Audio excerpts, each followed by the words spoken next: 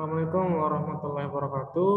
Untuk materi pertemuan 10 terkait sistem informasi manajemen dalam perusahaan digital, kita akan membahas beberapa hal terkait bagaimana sih peran SIM dalam perusahaan-perusahaan digital. Pertama, ada perdebatan terkait teknologi informasi terhadap perusahaan. Nah, pada tahun 2003 lalu, Nicholas Carr, beliau seorang editor pada HBR, Harvard Business Review. HBR ini adalah artikel yang dikeluarkan oleh Universitas Harvard. Kemudian ia menulis sebuah artikel berjudul IT Doesn't Matter yang memunculkan debat serius di kalangan komunitas bisnis. Dia mengatakan bahwa IT ini tidak akan membawa masalah besar terhadap perusahaan. Lalu statement tersebut menimbulkan perdebatan. Nah, lalu menurut Char, setiap perusahaan dapat membeli IT ataupun TI di pasar, seperti misalnya perangkat elektronik, komputer, internet, dan sebagainya. Sehingga semua manfaat TI dalam satu komputer dapat dikopi oleh perusahaan lainnya, dan TI merupakan komoditi standar yang setiap perusahaan dapat menggunakannya dengan bebas, misalnya seperti internet. Sehingga adanya TI dalam sebuah perusahaan ini bukan menjadi keunggulan di setiap perusahaan. Namun pada faktanya, perusahaan-perusahaan yang memaksimalkan teknologi informasi dan komunikasi sangat bisa berkembang sangat cepat dan pesat sekali. Nah, maka dari itu apa yang dikatakan oleh Char pada tahun 2003 lalu terbantahkan dengan keadaan di masa sekarang, karena semua perusahaan berbondong-bondong memanfaatkan dan memaksimalkan teknologi. Nah, TI dianggap seperti teknologi yang lain, seperti listrik, telepon, dan lain sebagainya. Namun, banyak ahli sistem informasi manajemen tidak setuju. Nah, saya pun mungkin pada saat itu tidak setuju. Penelitian menunjukkan bahwa terdapat perbedaan yang perlu dipertimbangkan dalam kemampuan perusahaan menggunakan TI secara efektif sehingga mampu memperoleh return yang besar ataupun pendapatan yang besar. Lalu ada faktor yang perlu dipertimbangkan dalam menilai dampak TI pada sebuah bisnis. Nah, sebelum bisnis menerapkan TI, kita harus melihat dulu apa sih yang akan berkaitan dengan TI sendiri di perusahaan. Lalu misalnya yang pertama, pertumbuhan internet dan bertumbuhnya teknologi. Yang kedua, ada transformasi bisnis enterprise ataupun perusahaan bisnis. Tiga, pertumbuhan ekonomi yang terhubung secara global. Empat, pertumbuhan ekonomi berbasis ilmu dan informasi. Lalu yang kelima, munculnya perusahaan digital yang akan kita bahas. Nah, yang pertama tadi, pertumbuhan internet dan pertumbuhan teknologi, misalnya teknologi bisnis baru dengan biaya yang menguntungkan.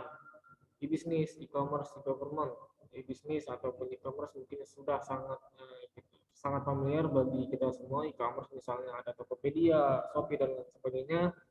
Nah, itu perusahaan-perusahaan tersebut adalah salah satu bentuk ataupun bukti bahwa teknologi informasi ini sangat layak diterapkan pada bisnis, terutama untuk mengembangkan perusahaan yang berbasis digital ataupun perusahaan digital. Lalu ada perubahan pasar dan struktur pasar yang cepat, kemudian ada model bisnis tradisional yang semakin usang. Nah, model-model bisnis yang sudah konvensional ataupun lama bisa diperbarui menggunakan teknologi agar meningkatkan efisiensi dan efektivitas. Misalnya dengan cara memasarkan produk, kita tidak perlu membuat baliho ataupun spanduk ataupun brosur dan sebagainya. Kita hanya memerlukan gambar konten yang akan kemudian kita share menggunakan internet ataupun media sosial. Lalu transformasi bisnis enterprise. Kita harus melihat faktor patterning dulu, kita harus meratakan teknologi informasi di dalam sebuah perusahaan, tidak hanya satu divisi saja, tetapi semua divisi harus merasakan ataupun sudah mengimplementasikan dasar-dasar dari teknologi informasi. Kemudian perubahan lagi ada desentralisasi ataupun otonom. Jadi semua keputusan tidak hanya dimiliki oleh pimpinan puncak saja, tetapi bisa diambil alih ataupun diperdayakan melalui masing-masing divisi. Dan juga harus fleksibel, kita tidak boleh kaku dan harus bisa beradaptasi. Kemudian kebebasan penentuan lokasi karena menggunakan basicnya digital dan teknologi, kita bisa menentukan di mana saja. Lalu biaya transaksi dan koordinasi yang sangat murah atau rendah, adanya pemberdayaan tim kerja yang kolaboratif. Nah, tentunya di era teknologi ini kita tidak hanya memikirkan diri kita sendiri ataupun tugas kita sendiri ataupun divisi kita sendiri, tetapi semuanya harus saling berkolaborasi. Lalu ada perubahan di bidang globalisasi, manajemen dan kontrol dalam pasar global, persaingan di pasar dunia karena kita memiliki jaringan menggunakan teknologi dan digital, kita bisa menembus pasar dunia dan pasar global. Kemudian ada kelompok kerja global, artinya kita bisa bekerja sama dengan perusahaan-perusahaan asing di luar negara kita. Lalu adanya sistem pengiriman global, misalnya menggunakan AliExpress dan lain sebagainya. Lalu ada munculnya ekonomi informasi. Ekonomi ini berbasis ilmu dan informasi, produk dan jasa yang baru, artinya tidak lagi menciptakan produk-produk yang lama, tetapi ada inovasi di sini. Lalu berkembangnya ilmu pengetahuan, pusat modal strategik dan produktif, kemudian ada time-based competition, yaitu perusahaan berkompetisi tidak hanya secara berlama-lama, tetapi ada waktu-waktu tertentu. Misalnya perusahaan A dan perusahaan B berkompetisi dalam satu produk, di mana produk itu biasanya bisa laris ataupun ramai selama 3 bulan. Setelah itu ada lagi kompetisi-kompetisi baru. Nah, ini disebut dengan time-based competition. Lalu kehidupan produk yang lebih pendek karena perilaku konsumen dan pasar sangat persaingan sangat kompetitif, tentunya produk yang dikeluarkan perusahaan juga tidak akan lama. Kemudian lingkungan yang turbulen, ada berubah-ubah, fluktuatif. Kemudian ada keterbatasan kerja yang berbasis ilmu. Mungkin manusia di bumi menjadi lebih banyak, tapi manusia-manusia ataupun sumber daya manusia yang memiliki kompetisi yang pas, yang cocok, yang andal di dalam satu bidang ini bisa dibilang masih sulit untuk dicari. Lalu yang kelima, munculnya perusahaan digital, hubungannya dengan customer, supplier, dan karyawan yang dapat dilakukan secara digital. Nah, kita bisa melakukan pendekatan dan komunikasi dengan customer menggunakan teknologi dan digital. Kita bisa menghubungi supplier kita ataupun stakeholder kita menggunakan digital.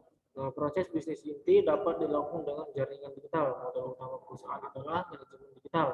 Nah, jadi perusahaan-perusahaan digital ini tentunya sangat fokus sekali terhadap manajemen digital mereka. Misalnya seperti e-commerce, Shopee, ataupun transportasi online seperti Gojek dan Grab. Mereka sangat fokus dalam pengembangan dan manajemen digitalnya. Misalnya memperbarui aplikasi, memperbanyak fitur dan fasilitas dan lain sebagainya. Lalu ada respon yang cepat dan kepekaan terhadap perubahan lingkungan. Nah, mungkin jelas untuk perubahan kontemporer dari lingkungan bisnisnya. Lalu, nah di sini sedikit memudahkan kita memahami bagaimana perusahaan digital ini bekerja. Misalnya yang ini adalah perusahaan kita, pabrik kita mempunyai pabrik yang produksinya just in time, artinya mereka memproduksi sesuai dengan kebutuhan dan sesuai dengan waktunya sehingga lebih efisien. Kemudian ada pengisian persediaan terus-menerus dan perencanaan produksi yang matang. Ini dalam satu perusahaan, kemudian ada kantor dan kelompok kerjanya, mengkomunikasikan rencana dan kebijakan, ada kolaborasi kelompok, komunikasi elektronik, dan scheduling penjadwalan. Lalu ada partner bisnis, desain kerjasama, dan outsourcing. Outsourcing ini bekerja di luar dari perusahaan, yaitu menggunakan kontrak ataupun pihak ketiga. Lalu ada customers, kita bisa melakukan online marketing, kemudian online sales, produk berdasarkan pesanan, customer service, kemudian Salesforce automation. Lalu ada supplier untuk berfungsi sebagai pengadaan bahan baku, kemudian ada manajemen supply chain dan sebagainya.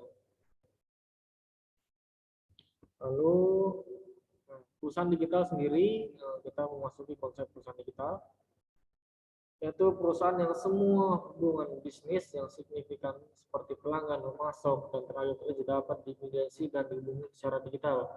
Nah, digital sebagai poin penting untuk menghubungkan yang terkait dengan perusahaan seperti adanya konsumen, tenaga kerja, dan manajemen, bahkan ada supplier dan segala macam, semuanya bisa terpusat melalui teknologi digital. Lalu proses bisnis intinya diselesaikan melalui jaringan digital yang menjangkau seluruh organisasi atau menghubungkan jumlah organisasi. Misalnya seperti perusahaan digital, e-commerce tadi, semuanya serba digital. Outputnya digital, produknya digital, dan sebagainya. Nah, lalu ada fungsi sistem informasi dalam perusahaan berbasis digital. Pertama, ada input, ada proses, dan outputnya. Kemudian ada sistem informasi, ada feedback, di sini ada peraturan pemerintah, stakeholder, pesaing, pelanggan, lingkungan organisasi supplier. Nah, seperti yang kita bahas di pertemuan-pertemuan dulu, sistem informasi ini tentunya untuk menjangkau semua variabel-variabel yang ada di sini. Misalnya input eh, dari bahan baku, kemudian diproses, kemudian menjadi input. Nanti feedbacknya dilihat apakah outputnya berkualitas. Jika berkualitas, maka inputnya ataupun bahan baku tetap dilanjutkan. Jika misalnya outputnya kurang berkualitas, inputnya bisa diperbaiki. Nah, bagaimana cara kita mendapatkan input, misalnya bahan baku, tentunya kita bisa melalui supplier kita. Misalnya kita produsen properti yang membuat meja, kursi, dan lain sebagainya. Tentunya supplier kita adalah para penjual kayu-kayu, misalnya kayu jati yang ada di Bojonegoro.